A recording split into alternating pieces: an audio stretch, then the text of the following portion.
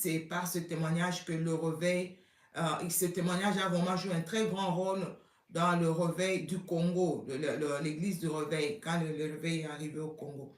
Donc, avec ce témoignage, les gens se sont convertis. Brazzaville, Kinshasa, les féticheurs, les marabouts, les gens venaient au Seigneur, comme dans la Bible, hein, comme au temps des apôtres. Les gens venaient à l'église avec leur livre de magie.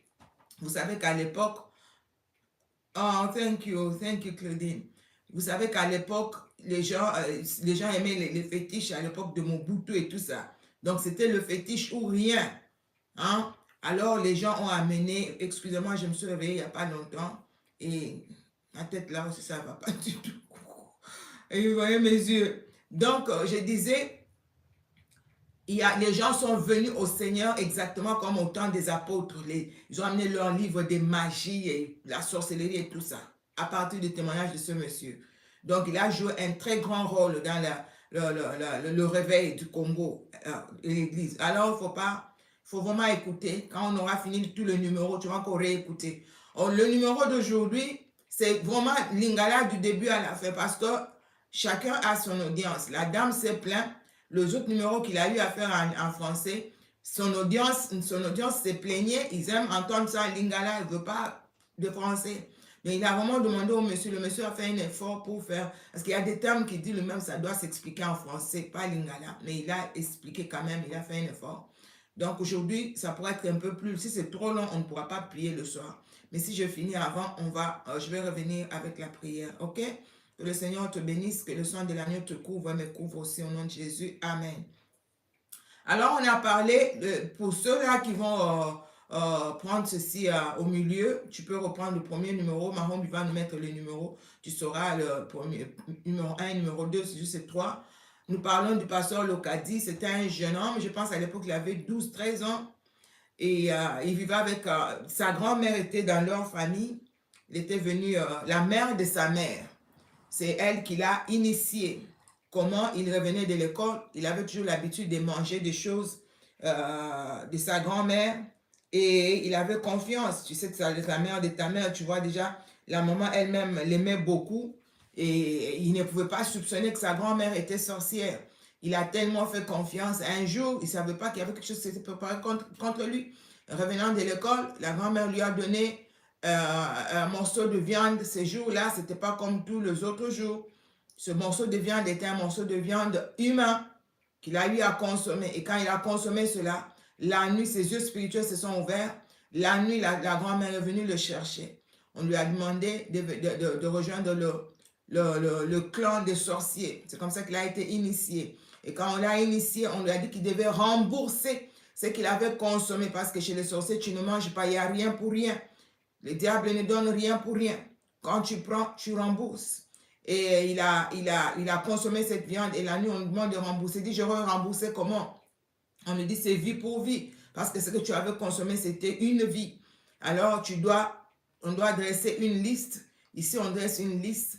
Et tu vas mettre les noms de tous les membres de la famille, du côté paternel, du côté maternel, de gens que tu dois sacrifier. Et tu ne vas pas le faire d'un coup. Tu vas le faire un par un. Ils vont tous partir. Et la première qui était sur la liste, c'était sa tante paternelle, la petite soeur, la grande soeur de son père. Et vous savez comment elle a été déjà aussi. On l'a éliminé et c'était passé. Et la deuxième personne qu'il a sacrifié, c'était son petit frère, son grand frère. Comment est-ce qu'il a, pourquoi il a sacrifié? On a parlé de convocations nocturnes et des accusateurs de la nuit. Son frère était malade et c'est eux qui ont lancé cette maladie parce qu'il était déjà sur la liste de gens qui devaient partir. Et quand il est tombé malade, la maman s'occupait plus de lui parce que c'est lui qui était malade. Il y avait beaucoup plus d'attention vers lui que les autres enfants. On lui a donné le potage, c'était un peu plus par rapport à ce qu'on avait donné au pasteur Lokadi, le sorcier. Et ça, il n'a pas aimé, ça l'a énervé, il est allé accuser son frère dans le monde des ténèbres pour qu'on puisse accélérer le processus qu'ils avaient déjà commencé sur lui de l'Edja. Ils ont accéléré le processus, on a envoyé 15 commandos sorciers et la maman était à l'hôpital avec le grand frère. Il a vu comment l'avion des sorciers est venu et lui voyait l'avion de l'armée, des militaires. Or, c'était des sorciers. Ils sont venus, ils ont dit à son fils dans le rêve, ils ont tiré sur lui et elle a crié comme elle n'avait pas Jésus. Ne tirez pas mon fils sur mon fils. Elle se réveille et regarde sur le lit de l'hôpital où le fils était allongé. Il était déjà aussi. Donc, ne néglige pas tes rêves. Ce que tu vois dans les rêves, c'est ça même ce qui est vrai, c'est la réalité. La vie est spirituelle et les rêves sont tellement réels, ce sont des messages. OK? Voilà. Alors, hier, on a parlé dans le deuxième numéro, là, il nous explique comment il a sacrifié sa troisième victime. Donc, leur mère a eu à perdre 2 enfants de 24 ans et 26 ans en l'espace de 11 mois. Pendant qu'elle était encore en train de faire le deuil de son fils de 24 ans qui est décédé, elle portait le noir à l'époque, vous savez, c'était des pilis, tu portes les pilis, tu as le souci de ton fils qui est mort et tout ça. Et elle était là comme ça, finalement, elle s'est dit, mais finalement, jusqu'à quand je vais pleurer? Ma fille se marie, je veux quand même me réjouir un peu. Elle enlève les habits du deuil, elle achète la boisson et tout le monde est en train de préparer le mariage et tout ça. Et sa sœur a été aussi sacrifiée la nuit. Donc, elle devait déjà le jour de son mariage. On lui a dit la nuit, dans la réunion qu'ils ont eu à faire la nuit, j'ai fait un résumé de 2 numéros. Et là, on passe au 3e numéro. On lui avait dit la nuit, demain matin, nous allons envoyer ce monsieur ici. Il le voyait la nuit, un autre sorcier, un chétif comme ça. Il viendra chez toi physiquement dans ta famille. Et quand il va venir, lui, toi, tu lui montres seulement où se trouve la chambre de ta soeur. Et lui ira là-bas pour faire les cérémonies. Et quand ta soeur viendra pour entrer dans la chambre, c'est comme ça qu'on va la dire. Quand le monsieur est venu pendant la journée, vous savez comment ça se passe en Afrique. Quand il y a un mariage, c'est tout le quartier qui prépare, les tantes, le côté paternel, maternel, tout le monde est là en train de préparer, manger. Les gens dorment là-bas, tout le quartier, les gens sont en train de boire, la grande sœur du quartier se marie. Et lui aussi, le petit sorcier, était avec les grands frères du quartier, attendait que le monsieur sorcier, le missionnaire vienne, le commando qu'on avait envoyé pour exécuter la mission. Il vient physiquement à midi chez le pasteur Lokadi, notre frère qui est en train de témoigner. Et quand il a vu, il a reconnu parce que c'est le monsieur qui était avec lui dans la réunion la nuit. Il dit, c'est le monsieur, il dit, est-ce que vous pouvez m'aider? Je veux faire. Parce que là, c'est la fête. Donc, en Afrique, quand on a une fête, merci, grâce. En Afrique, quand on a une fête de mariage comme ça, les portes sont ouvertes, hein. Les chambres, tout est ouvert, les gens entrent, sortent, tu ne sais même pas qui entre, qui sort. Donc, on peut voler. C'est comme ça qu'on fait nos fêtes en Afrique. Donc, quand le monsieur vient, il dit, il va aller se soulager. Le monsieur là, pasteur Lokadi, au lieu de l'amener dans les toilettes des visiteurs dehors, lui, il vient avec le monsieur dans la maison. C'était juste pour lui montrer la chambre de sa soeur. Et quand le monsieur Lokadi entre avec, il montre la chambre de ma soeur, c'est ici. Il fait semblant comme s'il allait se soulager. Non, mais non, il est allé dans les toilettes pour faire des cérémonies. Quand il est sorti des toilettes, il vient devant la chambre de la soeur qui était allée se faire coiffer au salon pour retourner, aller rejoindre son mari à l'église.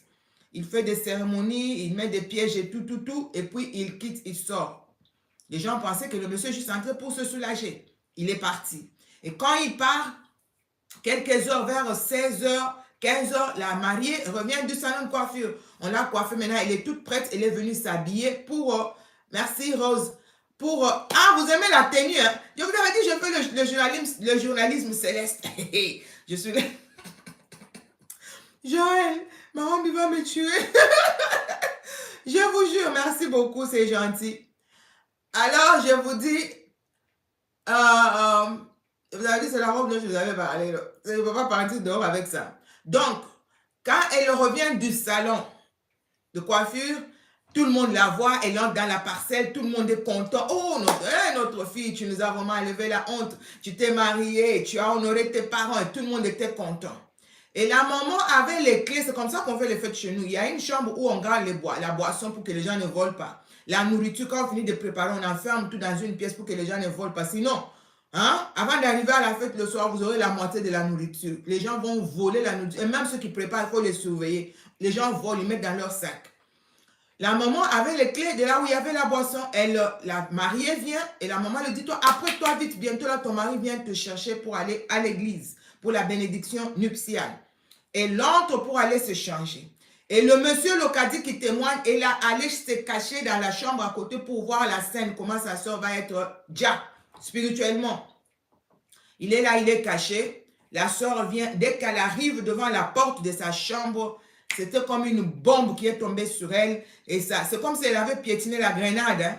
Et puis elle est montée comme ça, les yeux sont sortis, la langue. Il dit c'est comme si on avait mis la corde de cou, les yeux étaient dehors, tout était vraiment bizarre. Elle luttait avec la mort, elle est tombée et le sang gissait de partout comme ça.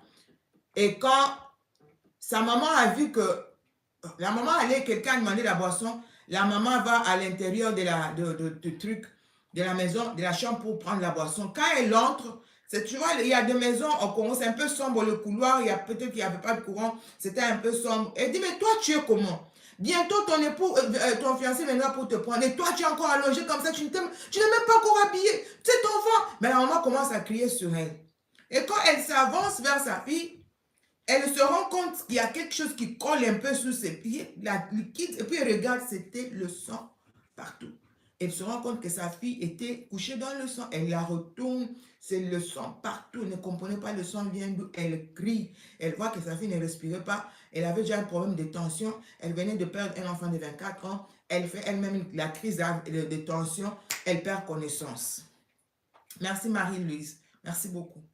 Elle perd connaissance. Et quand elle perd connaissance, elle a crié tellement fort et les gens qui étaient dehors ont accouru pour qu'est-ce qu'il y a, Marie-Louise? C'était son nom. Marie-Louise, on la réveille et là, on voit le sang. Et la mariée elle ne bouge plus. La maman, et puis tout le monde était en panique. On prend la maman, on prend Marie-Louise. La maman, on prend la mariée, on met dans le camion, dans la voiture, juste hôpital.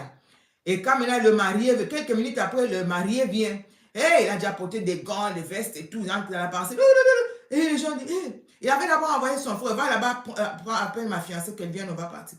Et quand le petit frère rentre dans la pensée, il dit, oh, grand frère, les gens sont en train de pleurer là-bas. Moi, je ne pense pas qu'il y a de fête aujourd'hui. Et il revient dire à son frère le gifle, et puis quitte là-bas.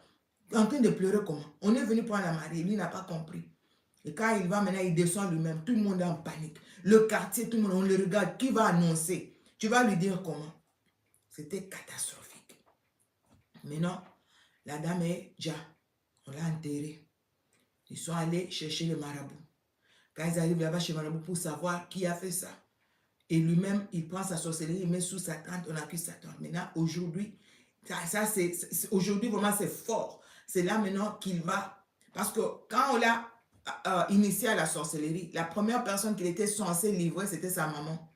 Et eux-mêmes disent, et lui et les sorciers ne comprennent pas, la grand-mère, la mère de sa mère, ils ne comprennent pas comment pendant 13 ans, ils n'ont fait qu'éliminer d'autres membres de la famille et n'ont pas touché à la maman elle-même. C'est elle qui était censée mourir la première. Il dit, mais elle là, ça fait 13 ans qu'on tue tout le monde, mais elle est vivante comment? C'est elle qu'on devait éliminer il y a longtemps. Maintenant, on commence la chasse à la maman, maintenant qu'on doit éliminer la maman. C'est là qu'il va maintenant nous expliquer comment il est allé, comment on lui a donné 2 cornes pour introduire dans le corps de sa mère. Et c'est là que les maladies ont commencé. Vous allez entendre, quand je vous avais dit hier, il y a des maladies. Tu vas chez le médecin, c'était ici, ça disparaît. On opère, on fait l'échographie, c'est ici. On opère ici, on arrive dans la salle d'op, on ne voit plus rien, ça disparaît. C'est exactement ce qu'il va faire avec sa maman jusqu'au point où on va la sortir de l'hôpital. Un médecin blanc américain va dire à la dame, madame, je suis désolé, il n'y a plus rien qu'on puisse faire pour toi. Tu retournes à la maison. Ça, c'est la partie d'aujourd'hui. Que Dieu vous bénisse abondamment. Nous allons tous suivre ce témoignage. Suis ce témoignage, pas pour te faire peur, mais pour que tu comprennes que le monde spirituel est réel. Le monde spirituel existe. Voilà, nous allons suivre la troisième partie du témoignage du pasteur John Locadi. Que le Seigneur de gloire vous bénisse. J'espère que j'étais assez clair pour les 2 premiers numéros là. J'ai même trop expliqué.